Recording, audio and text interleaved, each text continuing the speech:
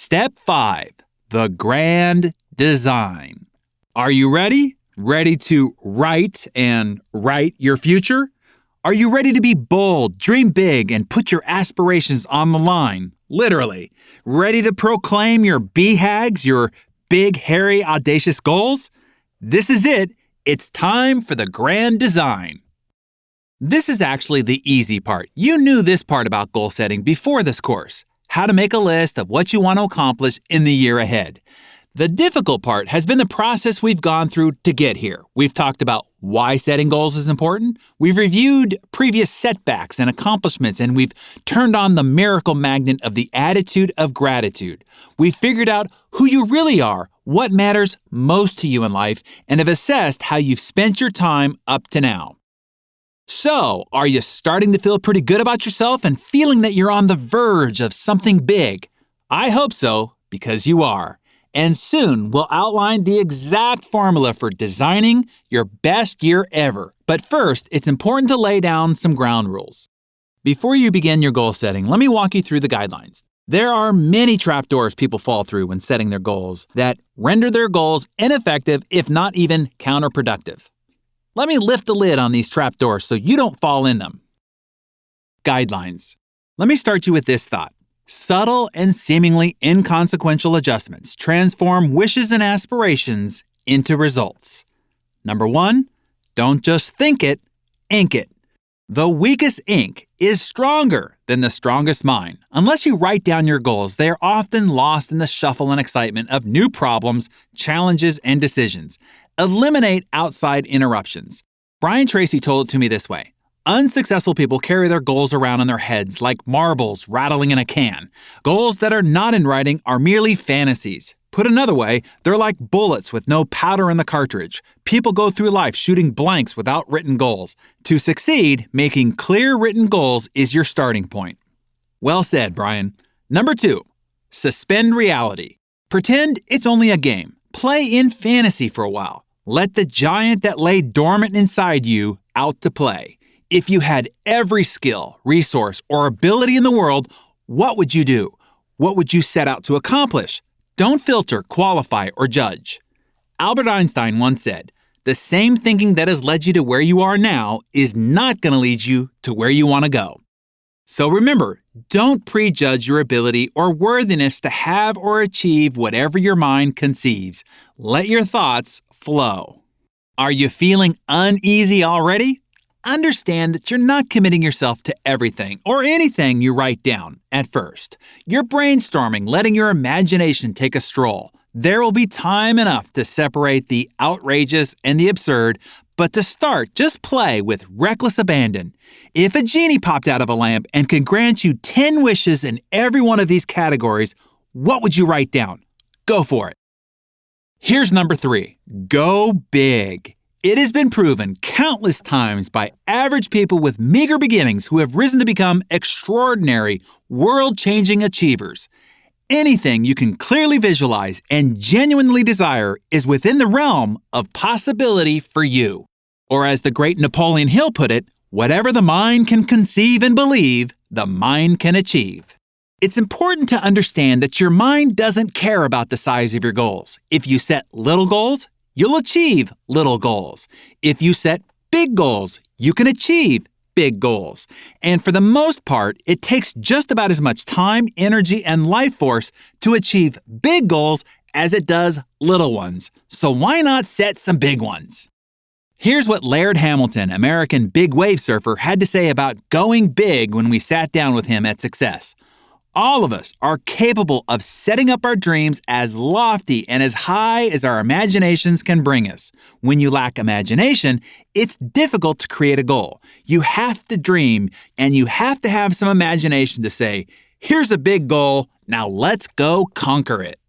We have all been given great promise that requires very little from you. According to ancient script, all you have to do is ask. Ask, and it will be given to you. Seek, and you will find. Knock, and it will be open to you.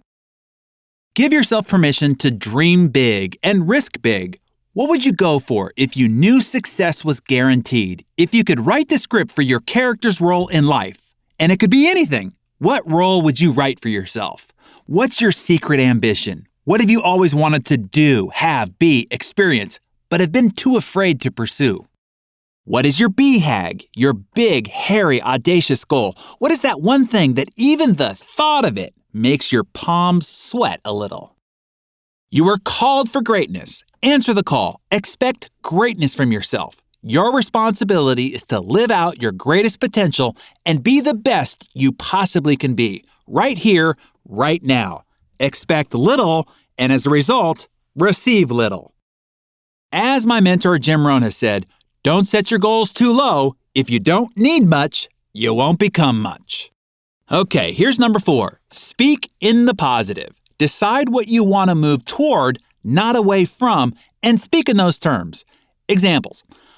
I am my ideal weight of 190 pounds by June 1st versus I want to lose 20 pounds. Or I have a positive net worth of $1 million by August of next year versus I want to get out of debt. Or I have a loving, respectful, and intimate relationship with my wife versus I want to repair my marriage. Does that make sense? Okay, number 5, state in the I am. Make statements in the present first person. I am X versus I want X. If you write a goal like, I want to be a millionaire, your creative energy will focus on that goal, the wanting of being a millionaire. If you say, I am a millionaire by December 31st of next year, your creative power will go to work on producing what you've declared to be true. Okay, next guideline. Number 6, be sure that they are your goals. Many people set goals that they think they should have rather than what they really want for themselves. Don't let your family, colleagues, or society's ideals or expectations dictate your ambitions. In fact, if your written goals are not from your true heart and inner ambition, your creative spirit will not work to produce them anyway. All it will do is frustrate you and give you the illusion that you are a failure and not capable when in actuality you successfully didn't achieve, what your inner spirit didn't really want anyway. You don't want that to happen. Number 7, make sure your goals align with your values. Some goals aren't worth going for at all. It is important to be sure that you don't sacrifice your core values to pay for the acquisition of a promise less worthy. Goals must fit your own values, standards, and desires. If they do not meet your needs, you will find it impossible to remain interested or involved with them at all. In my interview with CEO and founder of Starbucks, Howard Schultz, he put this key concept this way, and this is a guy who knows a little bit about achieving big goals. Phenomenally, Starbucks has grown from 150 stores to now almost 17,000, run by 142,000 employees. He said, whatever your culture, values, or guiding principles, you have to take steps to incorporate them into the organization early so they can guide every decision, every hire, and every strategic objective you set. Your core values are as important for a large corporation as they are for you, the individual. Get your core values determined, and they will be your guiding principles for every decision, every project, and every goal that you go for. As an additional bonus, you can download the free Core Values Assessment from thecompoundeffect.com/free. And here is number 8. Don't be afraid to fight. One of the best days of your life can be when you find your fight. Without a fight, we all become fat, lazy, and sedentary. We lose purpose, passion, and vigor. Everyone needs a worthy enemy. I mean, think about it. Luke had Darth Vader, Batman had the Joker, David had Goliath. 20-somethings have the man. Rush Limbaugh has the liberals. Lance Armstrong fights cancer. Apple has Microsoft. These days, Microsoft has Apple. Rocky had Apollo Creed, then Mr. T, then the Russian, then. Even God has Satan. A good enemy gives you a reason to fight. It pushes you to reach deep and exercise your skills, talents, and abilities to their fullest. Having to fight challenges your character and resolve. It's great motivation. Heck, I love the fight. Fighting is exhilarating, passion-inducing, and a crusade-championing force. I'm fighting enemies right now. I hate apathy, mediocrity, and the mentality of entitlement and victimhood that is propagated in our society. And if you read The Compound Effect, you will feel my fight against the overzealous commercial media continually bamboozling us and taking us for fools to have us believe in the quick fix, secret formula, immediate gratification, overnight success solution if you just buy their gimmick and give them 3 easy payments of $39.95. For Success Magazine, I see my enemy as typical news media, television and radio programs, newspapers, and many magazines that are constantly barraging our eyes, ears, and brains with sensational, negative, and fear, worry, and anxiety-inducing images and messages that is sinister and incredibly dangerous to our creative potential, perverting our perception of the world, crippling our consciousness, and stifling our belief systems about what is positively possible in the world and for you. It is shameful. But hey, don't get me started. So, I challenge you with that thought. What are you willing to fight for? What do you see as an enemy to your industry, your family, your community, or your world? What do you hate? Do you hate injustice? Do you hate cancer, poverty, homelessness, child abduction, hunger, needlessly expensive car insurance, whatever? Hate of something negative can be a powerful force for good. Find your enemy and let that image stir your blood, have you dig a little deeper, go a little longer, and fight a lot harder. I love the challenge Martin Luther King Jr. gave us when he said, "If you haven't found something you're willing to die for, you aren't fit to live."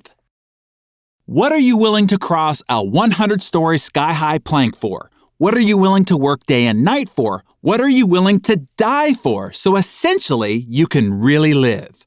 Answer that single question and this entire program will have been the most important program you've ever read or listened to. Find your fight. Number 9, abandon limiting beliefs. There's a story about a little dog whose owner kept it on a 20-foot leash for years tied to a tree. He would see other dogs and would run right to the end of the leash. He knew exactly how far he could go. One day, the owner finally felt sorry for the dog, so he let him off the leash. The owner thought the dog would take off running happy and free. When another dog came along, sure enough, his dog got up and took off running. Much to the owner's surprise, when he got to where his leash would have ended, the dog stopped right where he always did. The dog was free, he just didn't realize it. Don't you be constrained by the imaginary, limiting beliefs you might be keeping yourself tethered to.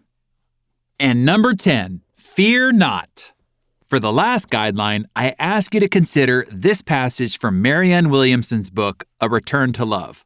Quote, "Our deepest fear is not that we are inadequate. Our deepest fear is that we are powerful beyond measure. It is our light, not our darkness, that most frightens us. We ask ourselves, who am I to be brilliant, gorgeous, talented, and fabulous? Actually, who are you not to be? You are a child of God. Your playing small doesn't serve the world. There's nothing enlightening about shrinking so other people won't feel insecure around you. We are all meant to shine, as children do. We are born to manifest the glory of God that is within us. It is not just in some of us, it is in everyone. And as we let our own light shine, we unconsciously give other people permission to do the same. As we are liberated from our own fear, our presence automatically liberates others. Okay, now go to the Grand Design Worksheet and have fun. When you have fully liberated your wild imaginations, then come back and we'll walk through them together to scrub your goals to be sure that they are smart and balanced.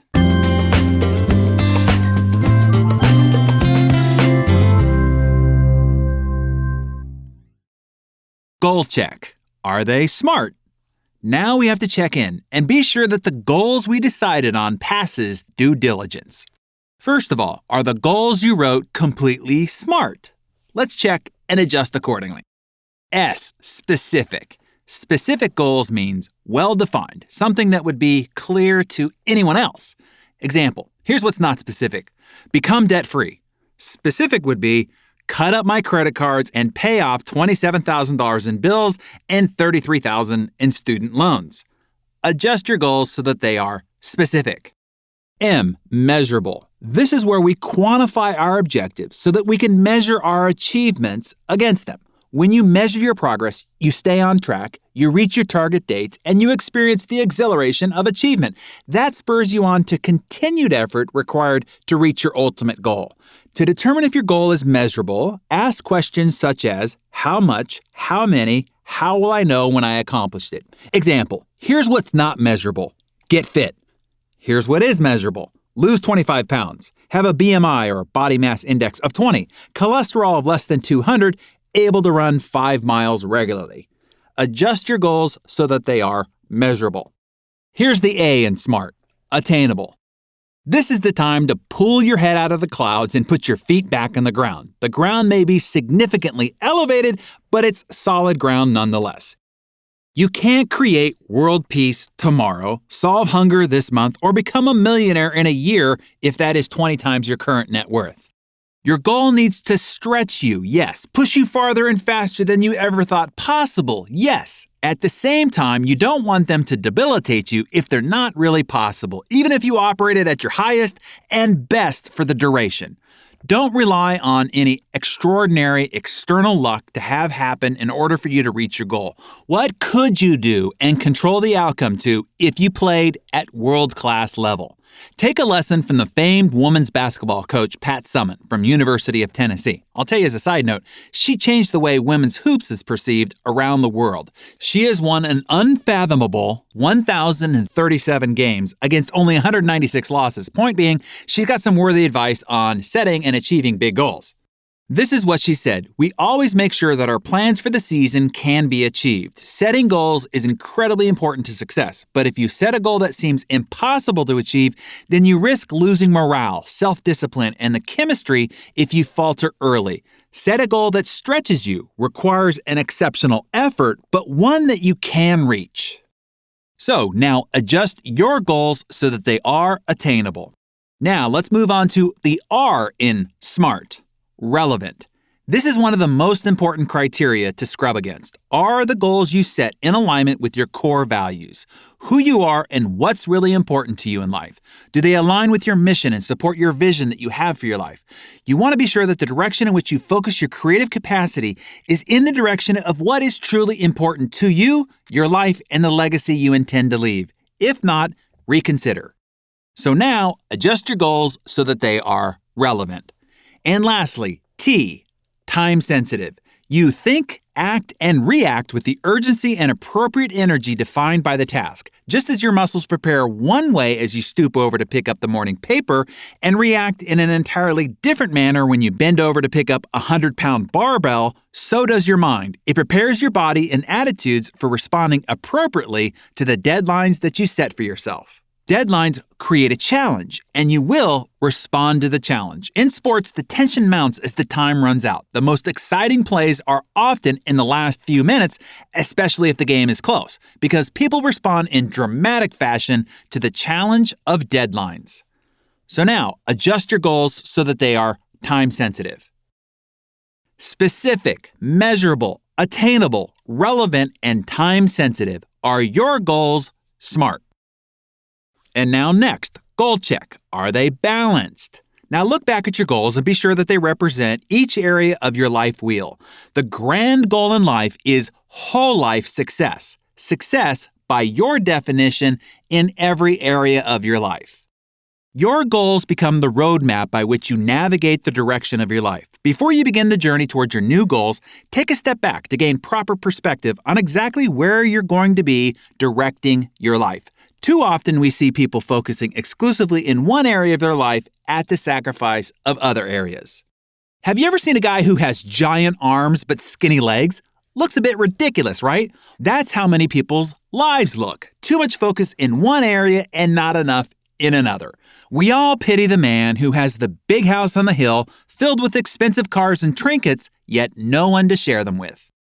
Be wary of the price you need to pay to achieve the prize you seek. Some prizes might cost too much, and that might be realized only after payment has been made.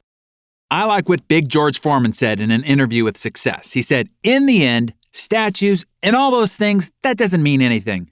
Leave something that we're all going to benefit from. That's a knockout punch to consider. Now that you've completed the goal development process, it is important to check in and see if you're directing your life in a balanced manner using the Wheel of Life. First off, reapply where you are on the Wheel of Life now. Then, in different ink, chart the current emphasis of your new goals on the wheel in each category. Hey, a guy could be fervently committed to his church, love his wife and kids, but eat too many donuts that shorten his life, and he fails in the marketplace, so he unnecessarily burdens his family with undue stress and financial hardship. There's also the gym rat or the supermodel who's fanatically committed when it comes to their health, but they have a hard time holding an intelligent conversation, and you will always have to pick up the tab when you're out with them. So you don't want any of that imbalance. So now, if necessary, adjust your goals so that they are balanced. The key is to be sure that you are giving appropriate attention and setting worthy goals in all important areas of life. The ambition of one goal might need to be pulled back a bit so that there is room, time, and attention for another goal so that you can create a more balanced wheel. The goal is to live whole and roll easily to the top. True achievement and life fulfillment is when you have success at home, in the marketplace, and with the triad of your being, body, mind, and spirit. Then we arrive at the apex of what this entire exercise was designed to produce, your top 3 banner goals. Your banner goals. I believe in focusing on the most important and valuable priorities of our life. Sometimes we pursue too much and achieve too little. As the wise adage explains, the man who chases too many rabbits catches none. Prioritize your goals into your top 3 for the next year. Okay, now that we have the design, next we will discuss the most important ingredient in goal achievement. I call it the magic factor. Not because there's any magic involved, but because of the miraculous results that are created when you focus on this one factor. Are you ready for some magic? Okay then,